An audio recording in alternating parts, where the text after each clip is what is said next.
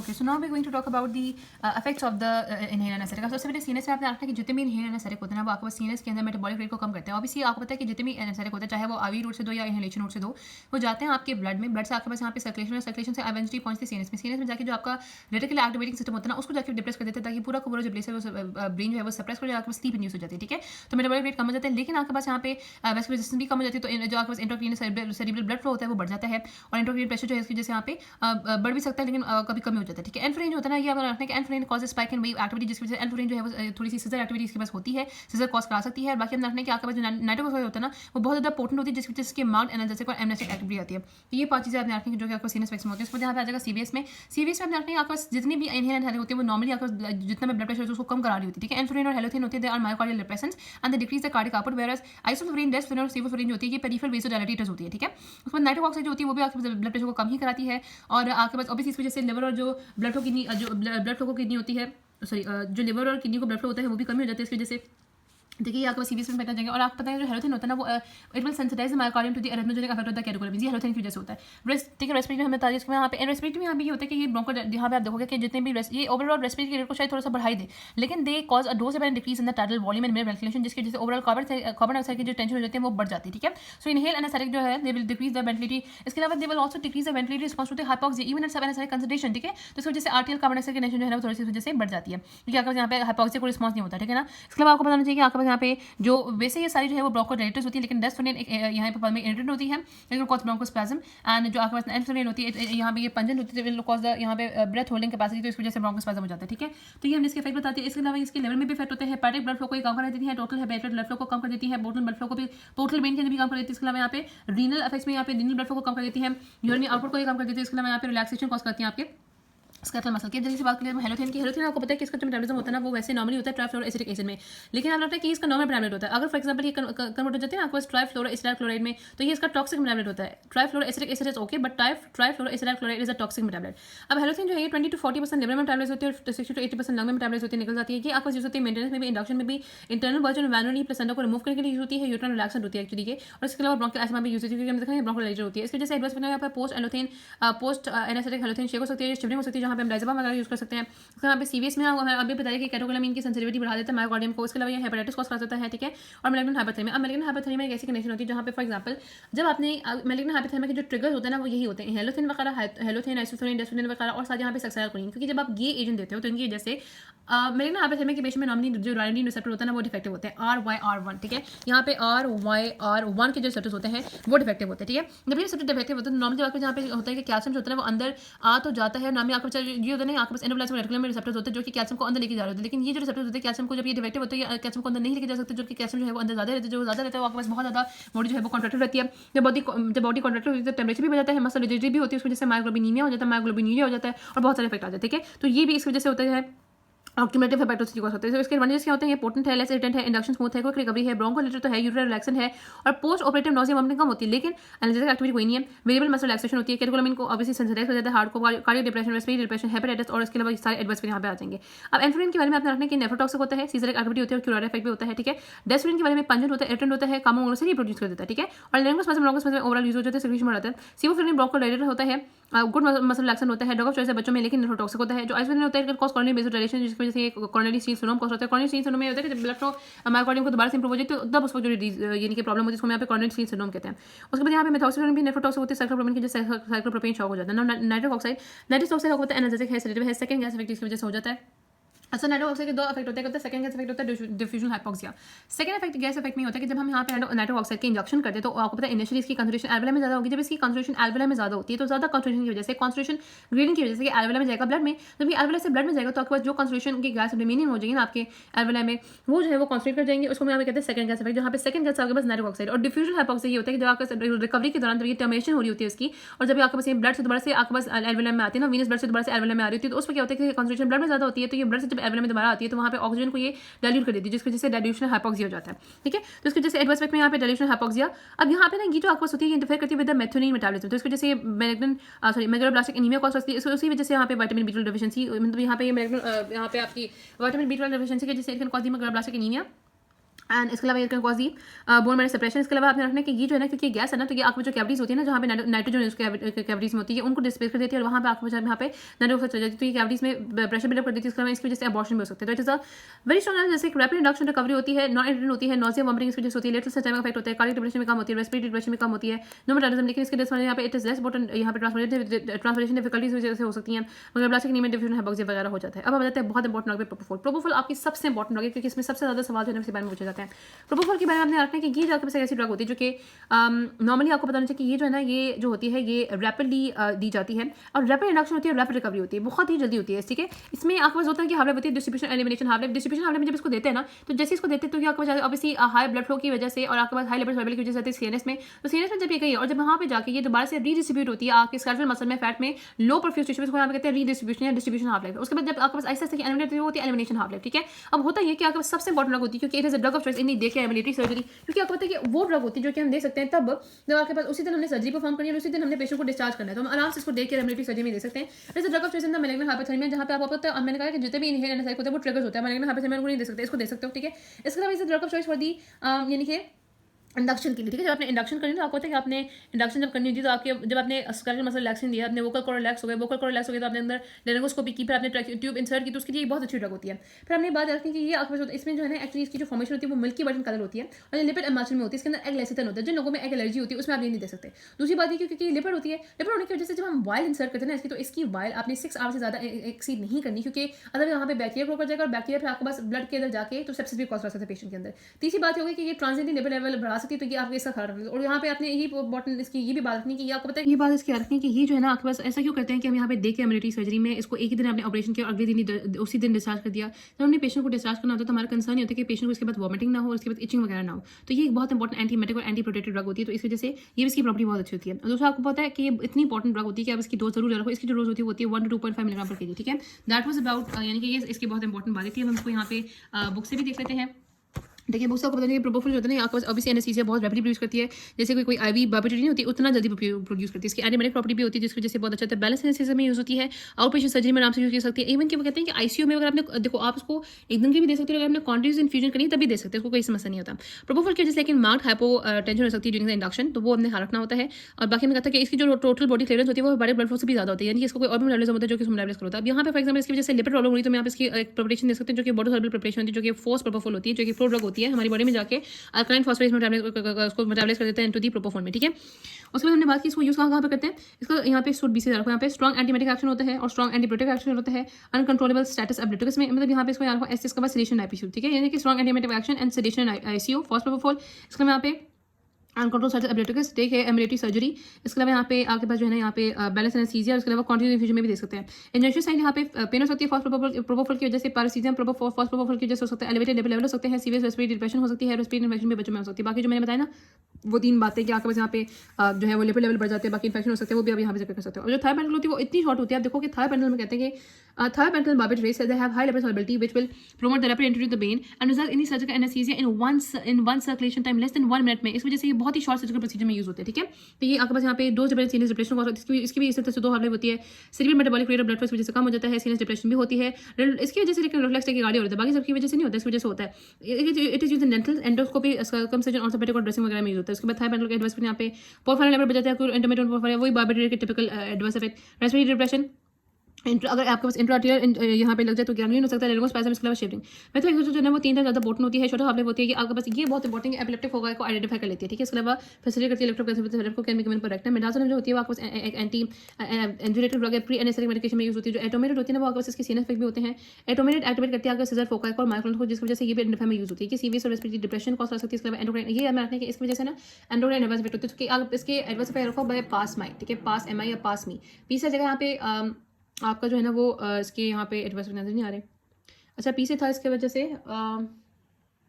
Operated nausea, और ए से आ जाएगा आपके पास जो है ना वो एडिनल इनसफिशिएंसी, एस से आ जाएगा आपके पास स्टेरोइडोजेनेसिस इनहिबिशन, एम से आ जाएगा मायोक्लोनस, और आई से आ जाएगा injection in the pain site. ठीक है, पास एम आई। केटामीन आपको पता है कि it is a hallucinogenic drug, it blocks NMD receptor in the CNS and decrease excitatory effects. Ketamine बहुत इंपॉर्टेंट है कि आपके पास यहाँ पे इन्वॉल्वमेंट डिसोसिएटिव एनेस्थीसिया में, डिसोसिएटिव एनेस्थीसिया का मतलब होता है यहाँ पे कि एक ऐसा एनेस्थीसिया जो कि बहुत शॉर्ट एक सर्जिकल प्रोसीजर होता है जिसमें patient is unaware, patient can not feel the pain as an noxious stimulus. Patient की perception I think so pain loss नहीं होती, लेकिन वो पेन को as an noxious stimulus perceive नहीं कर रहा होता, मार्क केटोनिया की फेज होती है। ठीक है, हमने कहा कि इसमें आप मार्क केटोनिया होता है, यहाँ पे जो है ना बहुत ज़्यादा केटोनिया होता है और यहाँ पे, लेकिन आपने एक ही चीज़ याद रखनी है कि ये जो है ना आपके पास केटामीन, अब देखो हमने कहा था कि प्रोपाफॉल जो है अपने इफेक्ट की वजह से स्पेसिफिकली यूज हो रही थी उन लोगों में जो आउट पेशेंट सर्जरी के पेशेंट होते हैं, जो आपके पास डे केयर की सर्जरी के पेशेंट होते हैं, जो आपके पास स्टेटस एब्लेटस में कर सकते हो, इंट्यूबेशन में कर सकते हो, इसके अलावा मेडिकल हार्वेस्टर में यूज कर सकते हो। अब ये हमने बताया कि डिसोसिव एनेस्थीसिया से कॉस्ट करती है, लेकिन इसकी यही चीज़ें याद रखनी कि ये ना आपके पास यहाँ पे कार्डियोवास्कुलर स्टूडेंट है, इंट्राक्रेनियल प्रेशर भी बढ़ा है और बहुत सारी चीज़ें इस वजह से बढ़ी हैं। तो ये स्पेसिफिकली कहाँ पे यूज़ होती है? ये स्पेसिफिकली यूज होती है हीमोडायनामिक इंस्टेबिलिटी में, जहाँ पे किसी को सेप्टिक शॉक है, कार्डियोजेनिक शॉक है, या फिर बहुत ज़्यादा ब्लीडिंग हो रही है, या फिर बहुत इंपॉर्टेंट है कि आपके पास एस्थमेटिक ड्रग चॉइस है। इसके अलावा यहाँ पे मेंटली चैलेंज या अनकॉम्पिटेटिव पेशेंट में, जहाँ पे आराम से जब इनको यहाँ पे केटामीन दे दोगे ना, तो वो आराम से यहाँ पे मतलब एक स्टेट ऑफ एक आउट ऑफ बॉडी एक्सपीरियंस एक होता है ये केटोनिया का ना, तो brain no longer perceive the sense, तो आराम से इस स्टेट में चले जाएगा, यहाँ पे जो है ना वो परफॉर्म हो जाएगा। इसके एडवर्स इफेक्ट में यहाँ पे ऑब्वियसली क्योंकि कार्डियोवास्कुलर स्टूडेंट है तो इसकी में हार्ट डिजीज करा रहा है, इसकी वजह से सिचुएशन जिसको हम कहते हैं इमरजेंस डिलीरियम या फिर इमरजेंस रिएक्शन, जिसमें हम कहते हैं जब इसकी वजह से रिकवरी हो जाती है तो उसमें यहाँ पे डिसोरिएंटेशन, एक्साइटेशन, हेलुसिनेशन होती है, तो इस वजह से हम यहाँ पे इसकी प्री मेडिकेशन कर देते हैं बेंजोडाइज़ेपिन, ताकि इमरजेंस हेलुसिनेशन ना हो। बाकी इंट्राक्रेनियल प्रेशर भी इस वजह से बढ़ जाते हैं। तो इसकी वजह से आपको बताना चाहिए यहाँ पे कि ये जो है इसकी डिस्ट्रीब्यूशन हाफ रखो यहाँ पे होती है 10 to 15 मिनट्स इसकी डिस्ट्रीब्यूशन, और एलिमिनेशन होती है 2 to 3 आवर्स। उसके बाद यहाँ पे देखिए फेंटल ओपन एनालिसिस होती है, कॉम्बिनेंट होती है, जैसे चेस्ट वॉल यहाँ पे रिजिडिटी हो सकती है, रोलर के ऑगस मॉर्फिन के एस्पेक्ट होते हैं। फिर यहाँ पे इंपॉर्टेंट चीज़ आ जाएगी अब प्री एनेस्थेटिक मेडिकेशन कौन कौन सी होती है। तो प्री एनेस्थेटिक मेडिकेशन में आपको पता है कि एनेस्थीसिया पहले ना हमने यहाँ पे पेशेंट को एनेस्थीसिया से एक दिन पहले यहाँ पे उसी दिन भी और उस दिन जो आपके पास सर्जरी का दिन होता है ना, उस दिन भी सुबह यहाँ पे एंटी एंजाइटी देना बहुत जरूरी होता है, क्योंकि बहुत ज़्यादा एंजाइटी के स्टेट में वो होता है। यहाँ पे उसको डायज़ेपाम लोनाज़ेपाम मिलाज़ाम देते हैं। उसके अलावा यहाँ पे एंटी सैलोवॉक्स होते हैं, एंटी सैलोवॉक्स होते हैं जो कि सेक्रीशन को कम करें, ताकि आपको पता है कि जब हमने उसमें ये होता है कि जब हमने ब्रोंकोस्कोपी में यहाँ पे हमने ट्यूब इंसर्ट करनी होती है ना, जब यहाँ पे पेशेंट सर्जरी व्यू करता है सर्जन, तो उसका जो वोकल कॉर्ड का व्यू होता है वो बहुत ज़्यादा हेजी होता है, उसमें वोकल कॉर्ड के दरमियान यहाँ पे उसको ट्यूब को इंसर्ट करना होता है। तो इस वजह से ताकि सेक्रीशन वहाँ पे ना हो, जो कि खासतौर पर बच्चों में होते हैं, तो बच्चों ने पेशेंट से बहुत क्राई करे होते हैं, तो बच्चों में खासतौर पर सेक्रीशन को कम करने के लिए यहाँ पे एंटी सैलोवॉक्स देते हैं, आइट्रोपिन और ग्लाइकोपाराइड। इसके अलावा एंटीमाइटिक हम यहाँ पे देते हैं D2 ऑब्वियसली हमने बात की यहाँ पे ना नॉर्मली आपको पता है कि आपके पास जो आपके प्रोटेक्टिव रिफ्लेक्सेस काम करे होते हैं, आपके पास जितना भी आपका फूड होता है वो आपके पास जैसी फूड आता है यहाँ पे अंदर आता है, तो आपके जो वोकल कॉर्ड होते हैं वो कॉन्ट्रैक्ट करते हैं, ऊपर एपिग्लॉटिस आ जाता है, लेकिन यहाँ पे रिफ्लेक्स सारे लॉस हो जाते हैं। तो यहाँ पे इस वजह से बहुत इंपॉर्टेंट चीज़ है यहाँ पे एंटीबायोटिक रख दो कि आपके पास कोई भी एंटीबायोटिक ये ना हो कि आपके पास गैस्ट्रिक कंटेंट की जो है ना एस्पिरेशन ना हो जाए, ठीक है। तो एंटीबायोटिक दी जाती है मीटोक्लोप्रोमाइड, एंटीहिस्टामिन, फिनोथाइजिन और रिसेप्टर ब्लॉकर, एनाल्जेसिक दी जाते हैं बेको कम करके मॉर्फिन, पेथरीन, फेंटनिल। इसके बाद एंटीनोनेटिक हो, इसके यहाँ पे हम एंटी एसिड देते हैं ताकि इस प्रोडक्शन भी ना हो, ठीक है। ओमिप्रोजोल, सेमेटिडीन। बाकी हमने कहा कि न्यूरोलैप एनेस्थीसिया में हम यहाँ पे देते हैं, एनेस्थीसिया है ना तो टी एनेस्थीसिया में टी आ रहा है, जहाँ पे एनेस्थीसिया में तीनों तरह देते हैं, ड्रोपेडोल, फेंटनिल और नाइट्रिक ऑक्साइड, जबकि एनाल्जेसिया में आपको पता है कि एनाल्जेसिया है तो उसमें सिर्फ फेंटनिल और ड्राइप्रोडोल होंगे।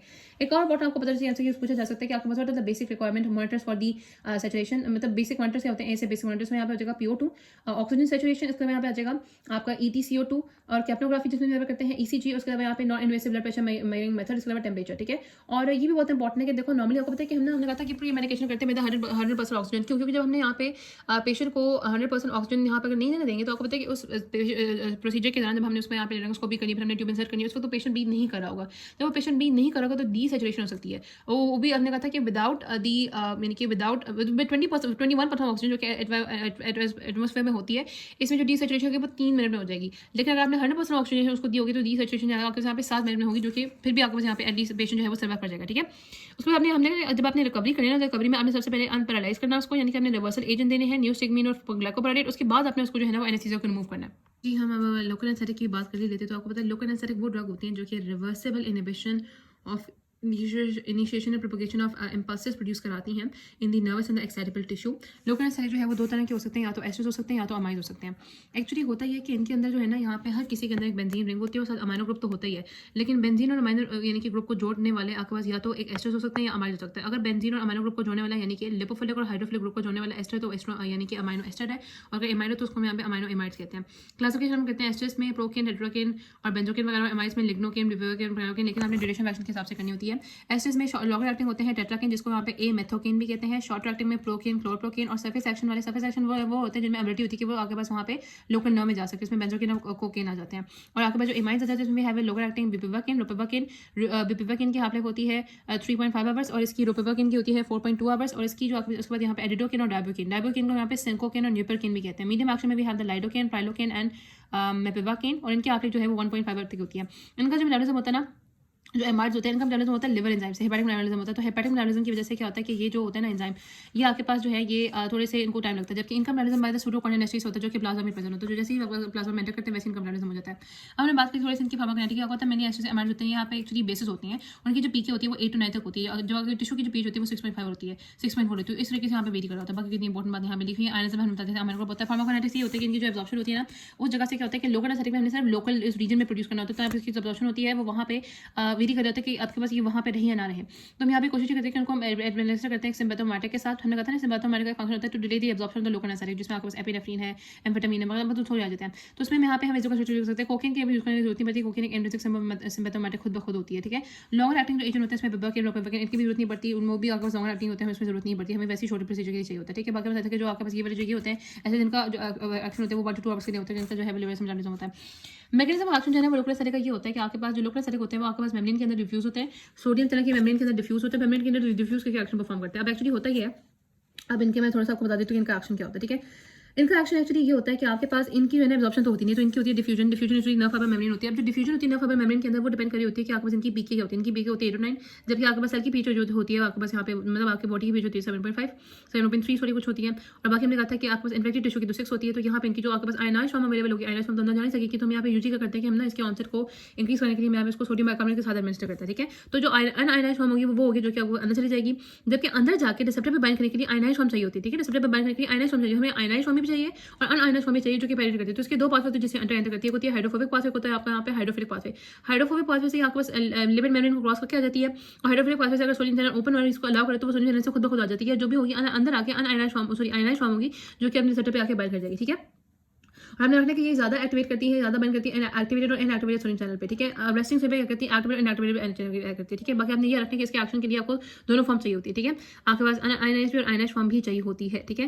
तो ये हमने मैकेनिज्म एक्शन किया कि आपके पास एक्टिवेटेड और इनएक्टिवेटेड बताया करती है। रेस्टिंग में तो तो यहाँ पे एग्री नहीं करती, ठीक है। इसकी वजह से होगा आपके जब यहाँ पे इस वजह से threshold for the excitation will increase, तो इसकी वजह से यहाँ पे जो है ना वो यहाँ पे आपका जो होगा डीपोलराइजेशन ब्लॉकेट होगा, then impulse conduction will slow down and the rate of rise of exponential will decline. जब rate of rise of exponential will decline it will result in the क्या कहते हैं हम उसका ये आपका होता है यहाँ पे जी जनरेशन ब्लॉकेट होता है उसका, हाँ जनरेशन ब्लॉकेट होता है जब आपके पास action potential amplitude will decrease, ठीक है। तो उसकी वजह से यहाँ पे कनेक्शन ब्लॉकेट होगा, ठीक है। Threshold for excitation will increase, तो उसकी वजह से यहाँ पे डीजनरेशन ब्लॉकेट होगा, जब आप सॉरी डीपोलराइजेशन ब्लॉकेट होगा जब आपके पास rate of rise of action potential will decline, तो उसकी वजह से यहाँ पे जनरेशन ब्लॉकेट होगा, जब आपके पास एम्पलीट्यूड जो है वो एक्शन पोटेंशियल का जो है वो कम हो जाएगा, तो उसकी वजह से यहाँ पे जो है वो आपके पास कंडक्शन ब्लॉकेट होगा। तो इन सबकी ब्लॉकेट की वजह से आपके पास यहाँ पे इवेंचुअली यहाँ पे मेटाबॉलिक जो है ना वो स्टेबलाइजेशन हो जाएगी, ठीक है। और सॉरी मेमोरी स्टेबलाइजेशन हो जाएगी, और एन पे क्या होगा ability to generate action potential बिल्कुल नहीं हो जाएगी। अब जो स्टेबिलिटी होती है यहाँ पे डायमीटर पे डिपेंड करती है, जितना ज्यादा कोई थिक फाइबर होगा उतनी ज्यादा यहाँ पे वो जो है ना वो कम, यानी कि उसका जितना ज़्यादा वो थिक होगा ना उतनी ज़्यादा स्लोली इस पे लोकल एनेस्थेटिक आएगा, क्योंकि लोकल एनेस्थेटिक जो है ना it has to block the sodium channel over a critical length. जितना वो थिनर फाइबर होगा उतनी वो जो क्रिटिकल लेंथ होगी जिसमें सोडियम चैनल ब्लॉक होते हैं वो छोटी होगी। फिर आपके पास यहाँ पे स्टेट ऑफ माइलिनेशन, तो जितना ज़्यादा माइलिनेटेड फाइबर होता है ज़्यादा जल्दी ब्लॉक होगा, क्योंकि माइलिनेटेड फाइबर में नोड्स ऑफ लाइनियर होते हैं, तो वहाँ पे आपके जो एरियाज होते हैं वो छोटे छोटे होते हैं। जितना ज़्यादा वो स्लोलीफाई कर रहा होगा उतना ज़्यादा वो आपके पास यहाँ पे लोकल एनेस्थेटिक पे आएगा। एनाटॉमिकल लोकेशन में आपने यहाँ रखते हैं कि आपके पास नॉर्मली क्या होता है कि आपके पास जो पेरिफेरी के फाइबर्स होते हैं ना वो जल्दी ब्लॉक होता है एज कम्पेयर टू द आपके पास सेंटर के फाइबर्स, क्योंकि पेरिफेरी के फाइबर लोकल एनेस्थेटिक की ज़्यादा कंसंट्रेशन को एक्सपोज होते हैं। तो आपके पास जो लॉन्गर फाइबर्स जो बड़े फाइबर्स होते हैं लार्ज फाइबर्स, वहाँ पे मोटर फाइबर्स पेरिफेरी में होता है, सेंसरी फाइबर्स होता है सेंटर में होता है, तो आपके पास मोटर टू सेंसरी ब्लॉक होता है। आपके पास जो पेरिफेरी में फाइबर्स होते हैं वहाँ पे प्रॉक्सिमल आपके पास पेरिफेरी में होता है, जो आपके पास मोटर होते हैं वो सेंसरी सॉरी सेंटर में होते हैं, कोर में होते हैं। तो आपके पास प्रॉक्सिमल टू डिस्टेंस यहाँ पे लोकल एनेस्थेटिक आ जाएगा, ठीक है। तो यहाँ पे हमने कहा था ABC होता है, तो इसमें भी आपके पास यहाँ पे जो आपके पास सबसे ज़्यादा अफिनिटी होती है ना वो A की होती है, फिर B की होती है, फिर C भी होती है, ठीक है। क्योंकि ये आपके पास यहाँ पे सबसे जो है वो आपके पास जो है ना सॉरी सबसे पहले यहाँ पे रुको यहाँ पे जो उसका होता है ना वो होता है टाइप C डॉर्सल रूट, उसके बाद यहाँ पे type C dorsal root type C की होती है, फिर टाइप B की होती है सॉरी टाइप C और टाइप B की जो है वो इक्वल यानी कि होती है, और उसके बाद यहाँ पे टाइप A डेल्टा, फिर टाइप B और टाइप जो है ना वो A बीटा और A गैमा, फिर यहाँ पे टाइप A अल्फा आ जाएगा। मतलब यहाँ पे डिग्री ऑफ माइलिनेशन जो है इस तरह से होता है, ठीक है। मतलब मैं कह रही हूँ कि अगर देखो ना ये अल्फा है ना, तो अल्फा की हैवी माइलिनेशन, तो जितनी ज़्यादा हैवी माइलिनेशन सबसे पहले A की होगी, फिर B की होगी, फिर C की, ऐसे ही, ठीक है। अच्छा आउटर ब्लॉकेट होता है पेन टेम्परेचर टच, ठीक है। डीप प्रेशर प्रोप्रियोसेप्शन और मोटर होगा, और उसके बाद यहाँ पे जगह फार्माकोकाइनेटिक्स में बता दें कि आपके इनकी डोजेज होती है वो आपके पास ओबीसी डोजेज जिस तरह से होगी, लेकिन इनकी 3 मिलीग्राम पर केजी होती है, बिबेवकिन की 2 मिलीग्राम पर केजी होती है। अच्छा बिबेवकिन जो है ना वो मोस्ट ज़्यादा इसके वजह से बताती फिर आपको बताती है बिबेवकिन बहुत इंपॉर्टेंट होती है। प्रालोकिन की 6 मिलीग्राम पर केजी होती है, रुबेवकिन की 3 to 4 मिलीग्राम पर केजी होती है, और लिवोविकिन की 2 मिलीग्राम पर केजी होती है। फिर आपके पास साइड ऑफ इंजेक्शन वेस्कुलरिटी मैंने कहा था कि अगर आपने इसके एक्शन को बढ़ाना तो आप वेस्कुलरिटी कम कर सकते हो, ठीक है। बाकी जो ड्रग टिश्यू बाइंडिंग होती है वो आपको बताना चाहिए कि वो जो है ना वो भी इसकी हो सकती है वेसोकंस्ट्रिक्टर के साथ उसको देते हैं। बाकी मेटाबॉलिज्म जो है ना मैं बताते हैं यहाँ पे कि आगे में जो एमाइड्स होते हैं उनका यहाँ पे लिवर में होता है, जबकि जो एसिड्स होते हैं उनका सूडोकोर्डिनेशन हो जाता है। एक्सक्रीशन इनकी जो है ना आपको बस यहाँ पे जो है ना वो हो ही जाती है बस किसी तरीके से, ठीक है, लोकल एनेस्थेटिक की। अब यहाँ पे रखते हैं कि इनका जो एडवर्स इफेक्ट होता है लोकल न्यूरोटॉक्सिसिटी यहाँ पे ये देखी जाती है तब जब आपको बस लोकल एनेस्थेटिक जो है ना या इंजेक्ट कर दिया जाए या फिर डायरेक्टली आपके पास जो है ना किसी या तो हमने कहा इंजेक्शन बहुत ज़्यादा लग जाए या फिर डायरेक्टली जो है ना वो नर्व इतनी ज़्यादा चले गए यहाँ पे स्पाइनल एपिड्यूरल एनेस्थीसिया इतना ज़्यादा चले गए कि नॉर्मल न्यूरोटॉक्सिसिटी हो सकती है। इसमें दो तरह के सिम्टम आते हैं, ट्रांजिएंट न्यूरोलॉजिकल सिम्टम और permanent neurological symptom. Transient neurological symptom में ये होता है कि या तो पर्सिस्टेंट पेन होती है या फिर डिसएस्थीसिया होता है। डिसएस्थीसिया में एक एब्नॉर्मल पेन की सेंसेशन होती है जब वो पार्ट टच होता है जहाँ पे लोकल एनेस्थेटिक अप्लाई किया था। पर्सिस्टेंट या परमानेंट यहाँ पे जब न्यूरोलॉजिकल यानी कि सिम्टम्स आते हैं तो उसमें क्या होता है कि आपके पास नर्व खुद से डैमेज हो जाती है, नर्व में स्ट्रक्चरल चेंजेस आने लगते हैं, पर्सिस्टेंट पेन होती है फॉर मेनी ईयर्स वहाँ पे which can lead to the revision of the use of the local anaesthetic. उसके बाद यहाँ पे जो है ना वो सीएनएस में क्या हो सकता है कि सीएनएस में सिस्टमिक लेकर बहुत ज़्यादा हो जाते हैं, जो कि फॉर एक्जाम्पल लोकली बहुत ज़्यादा अप्लाई कर दिया गया है, बायोमिस्टिक इंट्राडर्मली इंजेक्ट कर दिया गया है। तो उसमें यहाँ पे होता है फर्स्ट साइन होता है वो होता है circumoral numbness, second sign में डिस्गूजा होता है। और उसके बाद यहाँ पे क्या होता है कि यहाँ पे जनरली अगर स्पीक करें तो पहले स्टिमुलेशन होती है फिर डिप्रेशन होती है। स्टिमुलेशन में आपको बस ओवरऑल पूरी बॉडी में जो है ना यहाँ पे क्योंकि आपको पता है लोकल स्टिमुलेशन पहले इनहिबिटरी पास डिबेट होता है, सो इनहिबिशन डिस इनहिबिशन की वजह से यहाँ पे एक्साइटेशन होती है, यहाँ पे निस्टैग्मस होती है, इरिटेबिलिटी कन्वर्जन होती है, उसके बाद यहाँ पे हाई डोज में वेसोमोटर रेस्पिरेटरी फेलियर हो जाता है, ठीक है। और कन्वर्जन की अगर हो रही इसकी वजह से तो आप यहाँ पे डायज़ेपाम यहाँ पे और मिडाज़ोल वगैरह दे सकते हो। बाकी हमने कहा कि मोटर सिम्टम जो है वो आपको स्कैटल मसल रिलैक्सेशन से कंट्रोल करते हैं। फिर सीवीएस में कहा था कि जितने भी एनेस्थेटिक होती है वो यूजुअली डिप्रेस करती है cardiac function except for cocaine. Cocaine जो है आपको यहाँ पे कार्डियक अरेस्ट कॉज करती है, हाइपरटेंशन कॉज करती है और रिदमिया कॉज करती है, क्योंकि आपको पता है कि जो है ना इसके अलावा जो लिग्नोकेन होती है वो टाइप 2 एंटी रिदमिक ड्रग होती है, it will also produce hypertension and arrhythmias and mostly जो जो मोस्ट कार्डियोलॉक्स होती है वो होती है बिवाकिन, जबकि जो लीस्ट कार्डियोलॉक्स होती है वो होती है प्रालोकिन। लेकिन प्रालोकिन की वजह से ना प्रालोकिन का मेटाबॉलिज्म होता है इनटू दी टोलोडीन, जिसकी वजह से टोलोडीन होता है जो कि मेथियोग्लोबिन है, क्योंकि आपको Fe3 पॉजिटिव को Fe2 पॉजिटिव में कन्वर्ट करता है तो उसकी वजह से मेथियोग्लोबिन हो जाता है, ठीक है। इसके अलावा इसकी वजह से हाइपर सेंसिटिव रिएक्शन होता है, क्योंकि आपका एस्ट्रोज होता है ना वो मेटाबॉलाइज हो जाता है पेबा, और जो भी चीज पेबा से मेटाबॉलाइज होगी उसकी वजह से हाइपर सेंसिटिव रिएक्शन जो है वो हो सकता है, ठीक है। तो यहाँ पे सभी एनेस्थीसिया में हैव टेट्राकेन, लेग्नोकेन, कोकेन, बेंजोकेन, ठीक है। जो इन्फिल्ट्रेशन एनेस्थीसिया होती है फीड ब्लॉक में लेग्नोकेन, प्रोकेन, बिबेवकेन। नर्व ब्लॉक एनेस्थीसिया में प्रोकेन, लेग्नोकेन, बिबेवकेन, टेट्राकेन, ठीक है। स्पाइनल एनेस्थीसिया में होता है बिबेवकेन और टेट्राकेन, ठीक है। एसटीसीआर को यहाँ पे बल्कि बीटी, ठीक है, यहाँ पे बिबेवकेन, टेट्राकेन। और एपिड्यूरल एनेस्थीसिया में लेग्नोकेन है, बिबेवकेन। और इन ऑप्थेल्मोलॉजी में, ठीक है, ऑप्थेल्मोलॉजी में होता है प्रोपैराकेन और आपके पास डेंटिस्ट्री में होता है आर्टिकल, ठीक है।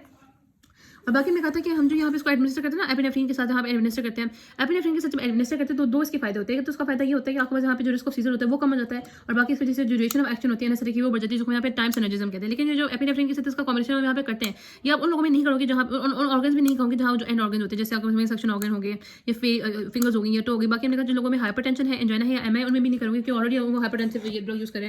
इसकी टॉक्सिटी में आपके पास यहाँ पे अगर हो जाती है तो उसमें यहाँ पे हम सिम्टोमेटिकली ट्रीट कर सकते हैं, IV डायज़ेपाम दे सकते हैं, हाइपरवेंटिलेशन कर सकते हैं। उसके अलावा यहाँ पे हम बिपिवाकिन दे सकते हैं, मतलब बिपिवाकिन की अगर टॉक्सिटी हो जाती है तो हम यहाँ पे लिपिड रिससिटेशन करते हैं, ठीक है।